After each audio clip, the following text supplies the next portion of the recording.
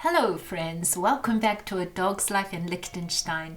Now, my eldest daughter recently said, "Enough of the snow, Mum. You need to show spring. Everyone's into spring now." And while I understand that's true for everyone living at lower elevations, but the reality is that we live 1,000 meters higher than most other people in Switzerland, Liechtenstein, or even the majority of Europe.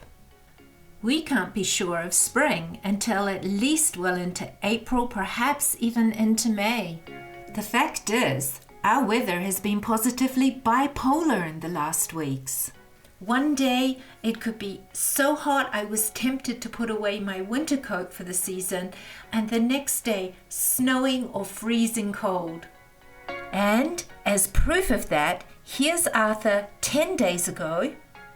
And here's Arthur 3 days ago on April the 9th, when so much snow began falling that my husband could go ski touring on the 10th and enjoy 30 centimeters of fresh powder snow. And all of this is reflected in the footage and photos that you'll see now that were taken over the last 4 to 6 weeks. So to begin, now, if you've watched my previous videos, you may have seen this view before. It's looking towards our mountain on the right-hand side at the end, from the Swiss side. Once again, we snowshoed with Arthur up to the top. But it was just such a cold day, we had to stop at the top for a hot drink to warm ourselves up.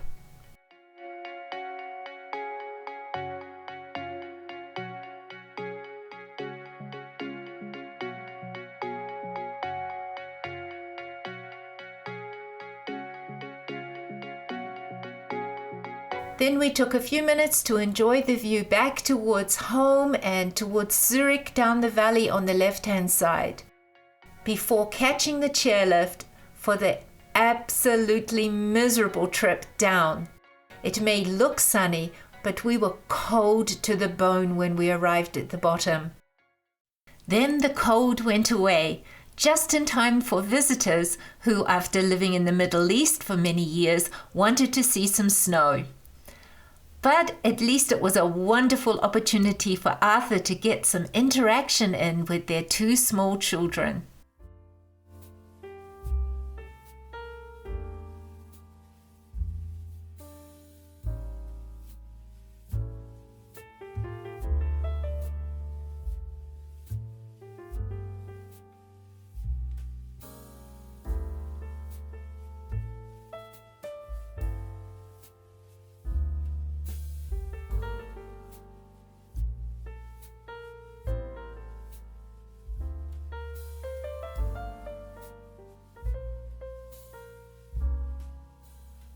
Of course, we took them higher to play in snow and also walked down through the forest to Vaduz and admired the spring blossoms on the way.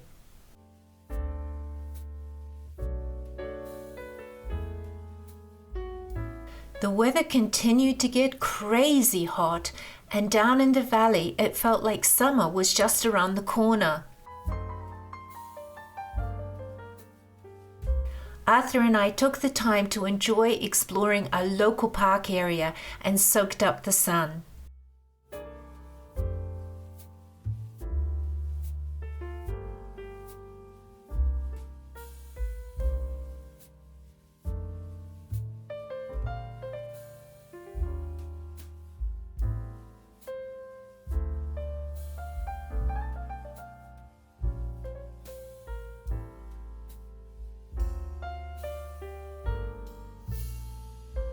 However, it didn't last for long. Just a few days after I filmed this, the winter came back again. First just a little bit, and then, as you'll see, with an absolute vengeance.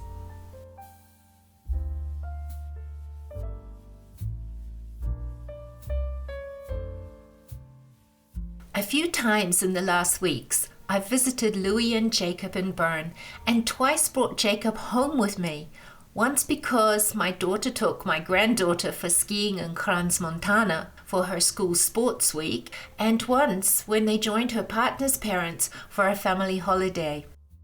Arthur loves to have Jacob to stay, and Jacob gets his very own ball of frisbee each time.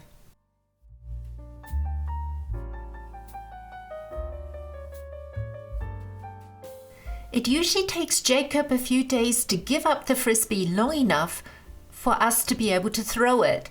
He seems content to just run after Arthur with his in his mouth.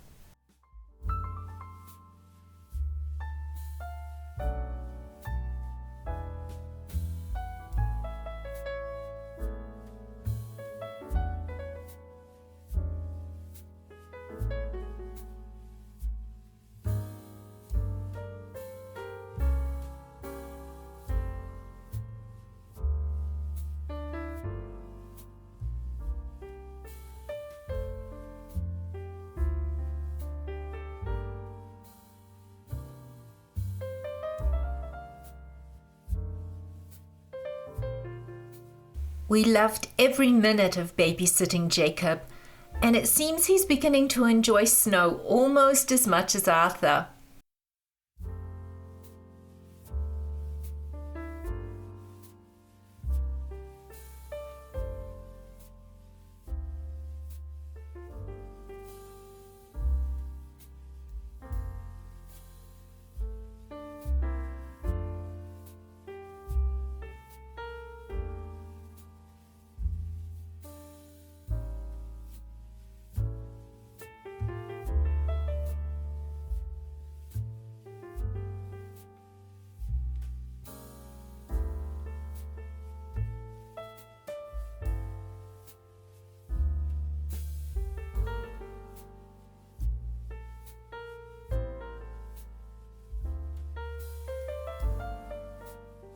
And now Jacob's also had a taste of off-piste snowshoeing.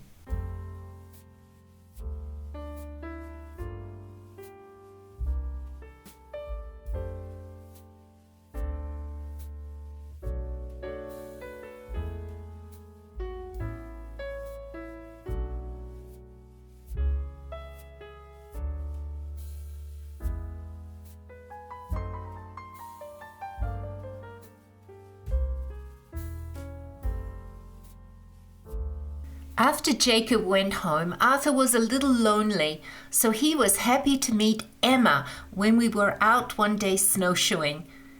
Emma, who is the same age as Arthur, was visiting Liechtenstein from Germany.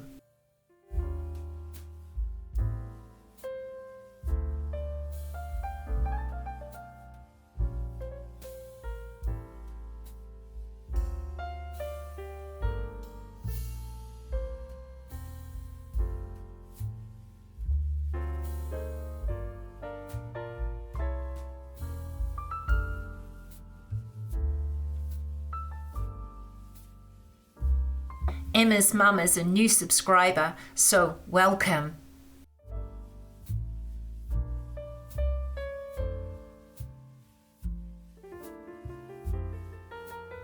Then we had another friend, Philip, visit us to try snowshoeing for the first time.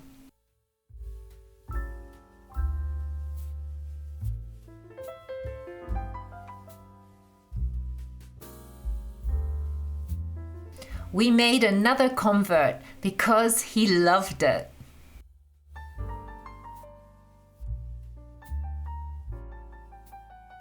Now he wants to buy his own set of snowshoes.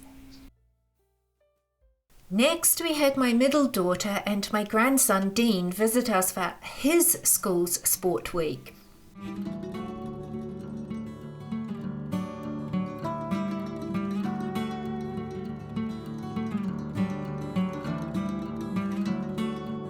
Dean got in some practice snowboarding, and Sonia and I walked Arthur. On one walk, we discovered an igloo which had been made by a visiting youth group.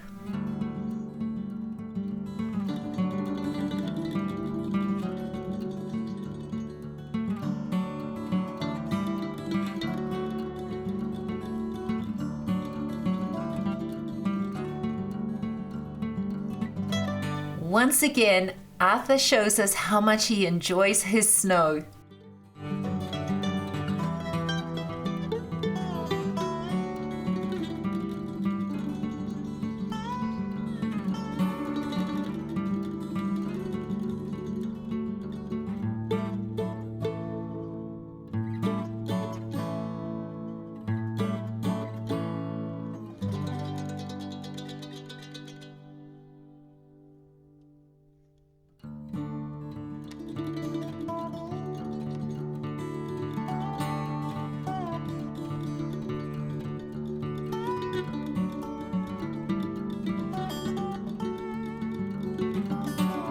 Then once again, it got unbelievably hot.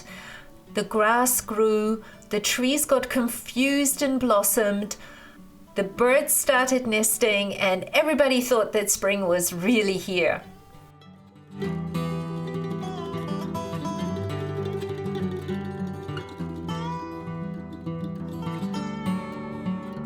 And why wouldn't we? Because look, there's almost no snow left on any of the mountains.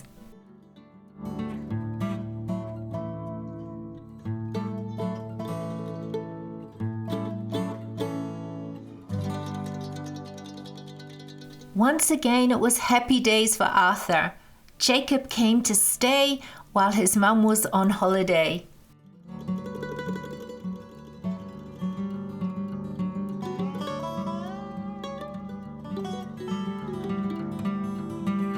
But not only did Jacob come back to stay, so did the snow and the cold.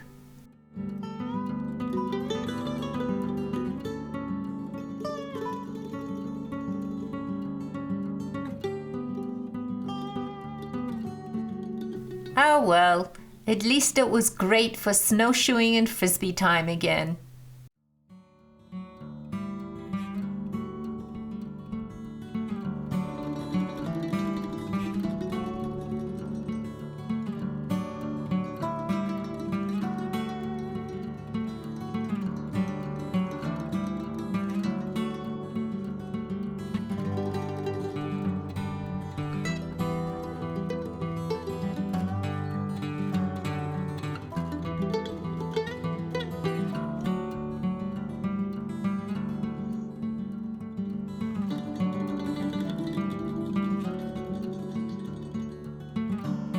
And as before, Jacob needed just a little bit of time to get back into the whole swing of the frisbee thing in the snow.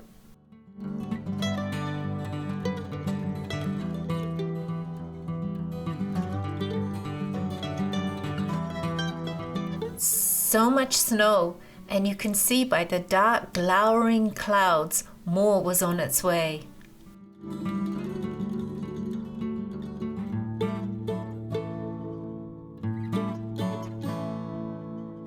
Sure enough, not long after, down it started to come again. As usual, we were well prepared with extra clothes.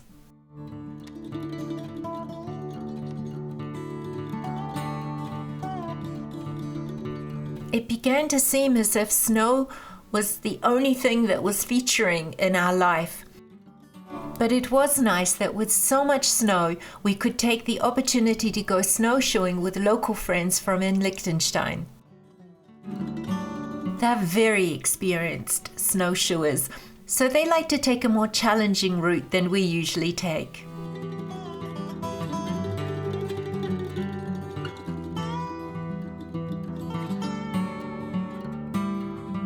With 4 feet and being so low to the ground, it was no problem for the dogs, and they just loved it.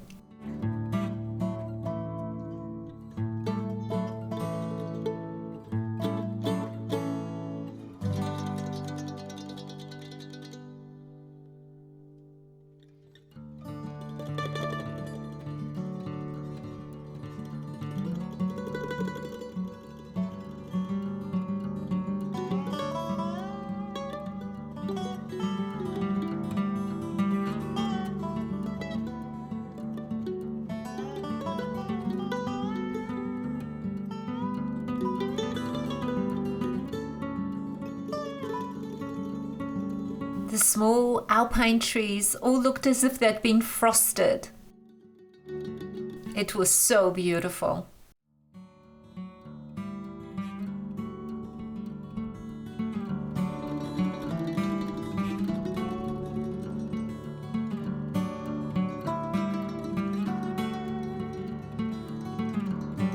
After our hike, we were invited to our friend's place for lunch. The sun had come out so we could barbecue sausages and eat outside. They've dug a sunken seating area out of the snow, which creates the perfect sheltered environment for alfresco dining. Arthur was up off the cold on a sheepskin next to Rainer, and Jacob was cozy and sleepy in a basket. Thank you, Philip and Bettina. We had a lovely time. The last exciting thing that happened in recent weeks were that our very good friends Philip and Michaela and their daughters Clelia and Livia came to stay with us for a week from Vienna. Sadly, the weather in the mountains didn't always cooperate, so instead we went down into the valley and took long walks by the river. The dogs were in second heaven to have two young girls that just loved playing with them. Sadly, on one of our adventures, Jacob pulled a muscle and had to avoid strenuous exercise for a few days. Poor baby. With Rainer working, it was up to me to take the family for their first snowshoeing adventure.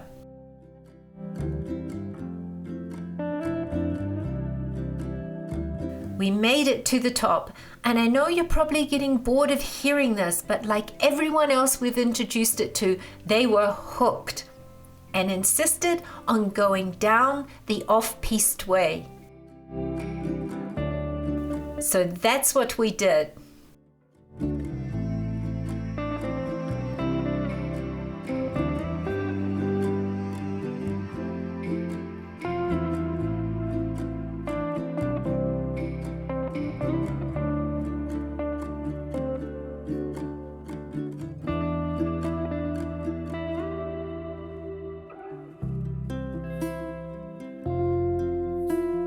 Michaela celebrated her descent in her own unique way.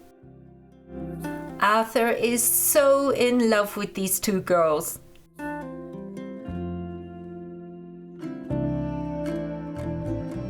Back in Melbourne, we whiled away the time while we waited for our bus with hot drinks and watching the ice and rock climbers next to us. This guy was amazing.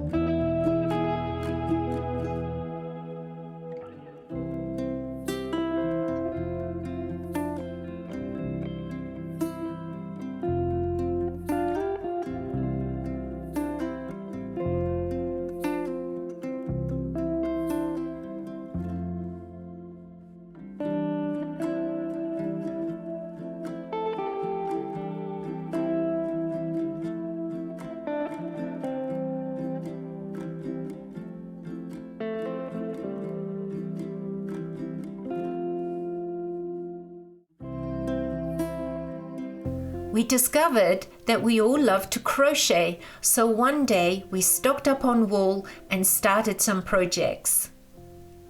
These are two of mine. One afternoon we visited the town of Vaduz and acted like tourists.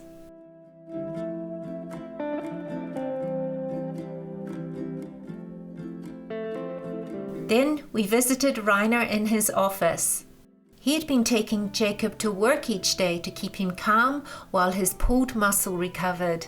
One day the sun shone and we felt ready for a new challenge, so 4 of us headed back up to Melbourne.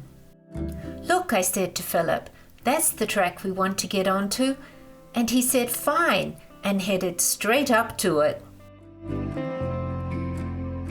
You can see the angle by the way the houses to the side are built.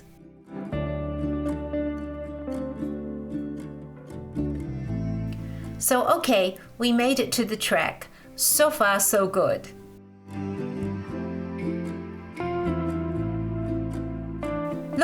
I later said to Philip, we need to cross this piste and get onto that track over the far side and then zigzag up to the top. But it'd be shorter to go straight up here, said Philip, and off he went. Brave little Arthur was right there by his side. If we could make it up this slope, it would only be a short distance across to the restaurant.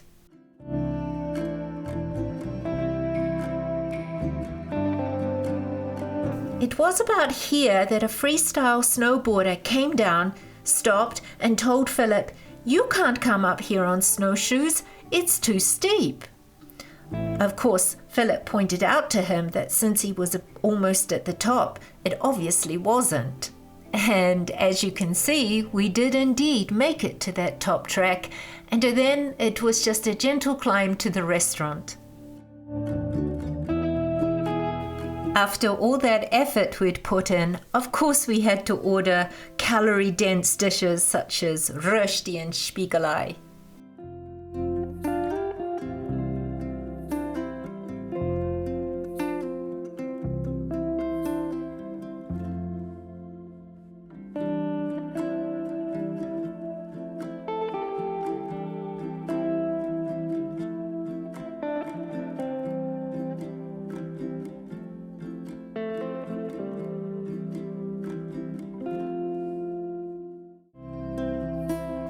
Their visit wasn't all about snow adventures. We also shopped for food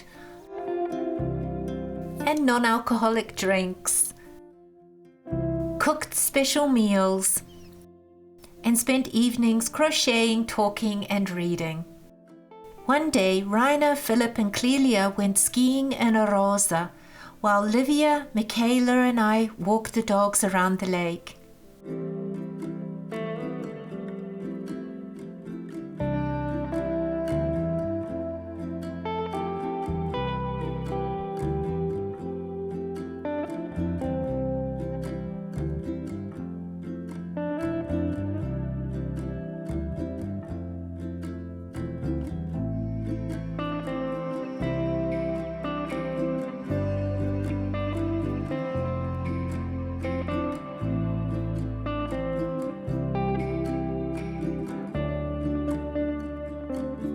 We all met back at Arosa for lunch in the sun. All in all, it was a wonderful week with them. Well, friends, thanks for watching A Dog's Life in Liechtenstein. I promise next time will be something completely different and new for Arthur and no snow. Please like, subscribe, and especially leave a comment or question. And we'll see you again soon.